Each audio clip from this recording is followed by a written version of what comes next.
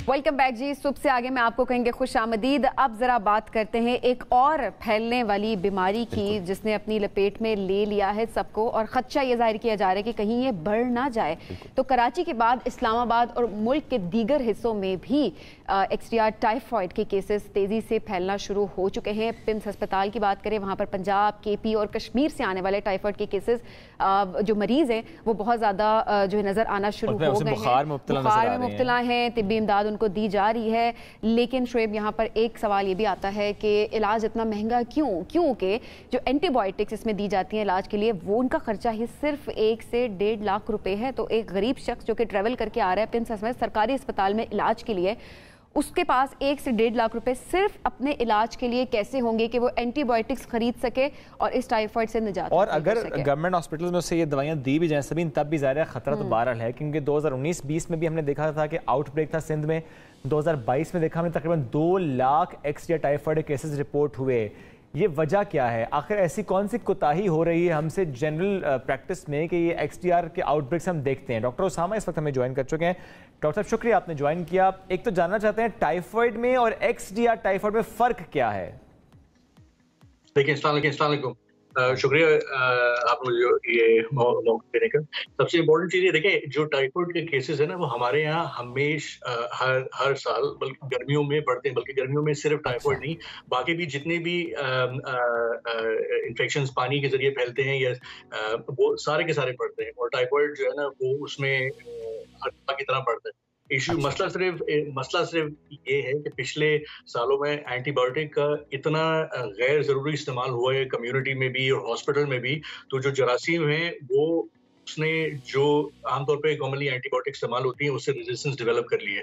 तो अब आपके पास, मैं एग्जांपल आपको देता हूँ कि तकरीबन 6 से 8 एंटीबायोटिक्स होती हैं जो कि आमतौर पे आप टाइफॉइड के केस में इस्तेमाल कर सकते हैं। लेकिन हमारे पास अभी सिर्फ एसेंशियली एक्सटीआर टाइफॉइड में 2 बची हैं, एक मेरोपेनिन और एक एजिथ्रोमाइसिन। बाकी सारी की सारी इतनी ज्यादा नेसेसरी एंटीबायोटिक यूजेज की वजह से हम उनको खो चुके हैं। यही अलमिया है। और ये सिर्फ एक्सटीआर टाइफॉइड इससे रिलेटेड नहीं है, ये बाकी भी जो बैक्टीरियल इन्फेक्शंस हैं हमारे यहाँ उनमें भी यही इशू जो है ना डॉक्टर फर्क क्या है? सिम्टम्स में क्या फर्क है एक आम टाइफॉइड में और एक्सटीआर टाइफॉइड में? देखिए, आप सिम्टम्स से डिफरेंशिएट नहीं कर सकते। सिम्टम्स नॉर्मल टाइफॉइड में और दूसरे एक्सटीआर टाइफॉइड में एक ही होते हैं। प्रॉब्लम सिर्फ ये है कि एक अहम पॉइंट आपने रेज कर दिया, एएमआर एंटी माइक्रोबियल रेजिस्टेंस के ज़ाहिर हम देखते हैं कि एंटीबायोटिक्स का जिस तरह से इस्तेमाल किया जाता है पाकिस्तान में, अगर नहीं भी रिक्वायर्ड तो दी जा रही है, फिर कोर्स पूरा नहीं किया जा रहा, पर जिस तरह से बाकी बच जाने वाली दवा को हम ज़ाया करते हैं वो भी एक अहम मसला है। सर, इसमें चूंकि बात एंटीबायोटिक्स तो हम कर रहे हैं, आपने कहा 2 एंटीबायोटिक्स ऐसे हैं जो कि इस वक्त इस्तेमाल की जा सकती हैं, लेकिन ज़ाहिर है कब तक? एक तो ये सवाल, और दूसरा जो ये गर्मी का आपने एलिमेंट यहाँ पे उसका जिक्र किया, उसमें क्या वजह होती है? क्या ठेले से जाकर शरबत पी लेना या खाने बाहर खाना ये वजह होती है, कोई और भी मामलात होते हैं? देखिए, गर्मी में तो हर जरासीम जो है ना वो फलता फूलता है, कोई भी जरासीम, ठीक है, जनरली आप सो गर्मियों में जनरली आपके पास जितने भी बैक्टीरियल इन्फेक्शंस हैं जो आमतौर पे पानी से एक लगते हैं वो बढ़ते हैं सारे के सारे। उसमें कॉलरा भी हो गया, कॉलरा भी हो गया, उसमें टाइफॉइड भी हो गया, उसमें अमीबियासिस, सारे के सारे बढ़ते हैं। इशू सिर्फ ये है कि आमतौर पे टाइफॉइड जो है ना वो कंटामिनेटेड खाने से या पानी से जो वो फैलता है, और हमारे यहाँ सफाई सुथराई को ख्याल नहीं करते। और जो ठेला लगा रहे होते हैं या बाकी शॉप से भी जो है ना जो खाना दिया जा रहा होता है वो सफाई सुथराई का ख्याल नहीं होता। बाहर खाने पीने के लिए लोग हर चीज खाने पीने के लिए तैयार रहते हैं, तो जब जाहिर सी बात है गर्मियों में नंबर्स बढ़ेंगे, जरासीम की वैसी तादाद बढ़ेगी और ज्यादा खाना पीना करेंगे तो वो फैलेगा। डॉक्टर साहब, जी डॉक्टर साहब, इसको कंट्रोल करने के लिए क्या किया जा रहा है और कितनी तेजी से ये फैलता है? देखिए, कंट्रोल करने के तो बिल्कुल बेसिक चीजें हैं। एक तो मैं आपसे कहूँ कि इंडिविजुअल लेवल पे है, मतलब एक जाती तौर पे आप खुद कर सकते हैं कि भाई आप कोशिश करें कि अननेसेसरी बाहर से खाना पीना ना करें। वो एक इम्पोर्टेंट, वो एक मेजर फैक्टर है। दूसरी बात, मैं आपसे कहूँ आप उस जगह से खाएं जो आपको घर पे खाएं। दूसरी बात ये कि भाई आप ऐसे एरिया से खाएं जो आपकी जगह से खाएं जो आपको पता हो कि सफाई सुथराई रखती हो, ठीक है, वरना तो ये कहीं भी किसी को कभी भी लग सकता है, एक बात। दूसरी बात, जो गवर्नमेंट लेवल पे चीजें हो सकती है वो फिर डिफरेंट है, मतलब सैनिटेशन जरूरी है, साफ पानी के मुहैया करना जरूरी है, वो फिर पब्लिक लेवल पे चीजें आ जाती हैं। तो आप जाती तौर पे तो आप ये कोशिश कर सकते हैं कि अननेसेसरी खाना पीना बाहर ना करें, बिकॉज वही सबसे सेफ तरीका है। या अगर आप कर भी रहे हैं तो आप आपको ये आइडिया हो कि साफ सुथरी जगह से कर रहे हैं, और डॉक्टर साहब ये आप इसे रोक नहीं सकते। डॉक्टर साहब, ये बच्चों में ज्यादा पाई जा रही है अभी या बड़ों में? किस एज ग्रुप में ज्यादा ये केसेस रिपोर्ट हो रही है? देखें, जो जनरली जो बाहर ज्यादा खाते पीते हैं, आपको जनरली आप 10 to 24, 10 to 30 इयर्स की एज ग्रुप में आपको ज्यादा मिलेगा, क्योंकि वो लोग ज्यादा बाहर खाते पीते हैं। ठीक है।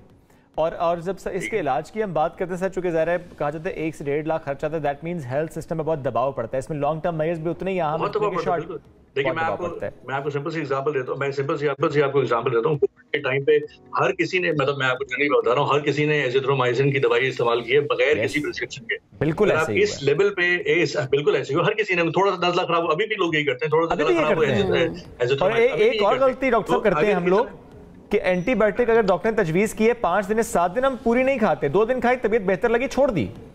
बिल्कुल तो पूरा डोज सही नहीं ली, अपनी मर्जी से डोजिंग ली, उसका वक्त पूरा आपने नहीं किया, और जहां जरूरत नहीं भी थी वहां इस्तेमाल कर ली। तो इस तरीके के इस्तेमाल से नुकसान ये होता है कि जो दवाई है वो अपना असर खो देती है। जैसे टाइफाइड के सिलसिले में, टाइफाइड के जो बाकी दवाइयां जो बहुत ज्यादा इस्तेमाल होती नहीं है, टाइफाइड के सिलसिले में वो असर करना खत्म, उसका असर ही खत्म हो गया, किसी ने रेजिस्टेंस डेवलप कर लिया, अब नहीं सकते उसके मामले में। तो ये एहतियात, इसका ख्याल रखना बहुत जरूरी है कि भाई जहां जरूरत है सिर्फ वहीं पे इस्तेमाल हो, वरना इस किस्म की सिचुएशन पैदा होगी। ये बहुत अहम है कि एंटीबायोटिक्स का इस्तेमाल, उस पर हम सब की आगाही होनी चाहिए। ज़ाहिर है जनरल पॉपुलेशन को पता नहीं है, हम लोग कहते हैं जी कि मेरे दोस्त ने या मेरे रिश्तेदार ने या मेरे जानने वाले ने वो एंटीबायोटिक इस्तेमाल की थी, तो आप ले लें, आप भी ले लें। तो ये बुनियादी से गलती होती है। और सब एक बात और, क्या पानी को उबाल कर पीना, इससे भी खासी हद तक हम बैरियर बन जाते हैं इसमें, इसके फैलाव में? बिल्कुल, उबाल के अगर उबाल के पानी इस्तेमाल करेंगे तो उससे बैरियर बनता है। बिल्कुल, ये बिल्कुल बहुत सिंपल सी चीज है।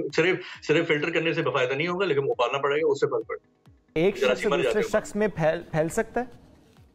नहीं, एक दूसरे से नहीं। वो जो फैलने का तरीका है वो ये है कि आपने आपके हाथ खराब थे, आपने फॉर एग्जांपल कंटामिनेटेड थे। आमतौर पे ये कांटेक्ट से नहीं फैलती, ये कंटामिनेटेड वाटर से फैलती बेसिकली। ठीक है, जानलेवा होती है अगर सही टाइम पे इलाज ना हो और लंबा हो जाए तो फिर जानलेवा भी हो सकती है। ठीक है, बहुत शुक्रिया सर, साथ मौजूद थे। एक्सडिया टाइफॉइड मुतालिक आज हम बात कर रहे थे, जिसमें बुनियादी सी बात है, एक एंटीबायोटिक्स का दुरुस्त इस्तेमाल, डॉक्टर की तजवीज़ के बगैर एंटीबायोटिक्स का इस्तेमाल नहीं होना चाहिए। और दूसरा, खाने पीने में बहुत एहतियात करें। गर्मी का मौसम, बाहर चल जाते हैं, खाने पीने में हम एहतियात नहीं करते, बच्चे एहतियात नहीं करते, और फिर पानी वो उबाल के पिए तो बेहतर। टाइफाइड का वैसे हम ज्यादातर जो फैलता है वो इसी तरह से पानी और जो गले सड़े फ्रूट और सब्जियां होती हैं जिसका इस्तेमाल कर रहे होते हैं, बाहर से खा रहे होते हैं, तो उससे ही ज्यादा। तो एहतियात बहुत जरूरी है, आप बचें, इर्द गिर्द लोगों का भी ख्याल रखें, सबको मना भी जरूर करें। हम बढ़ेंगे बिग ब्रेक के जाने, रहिए हमारे साथ।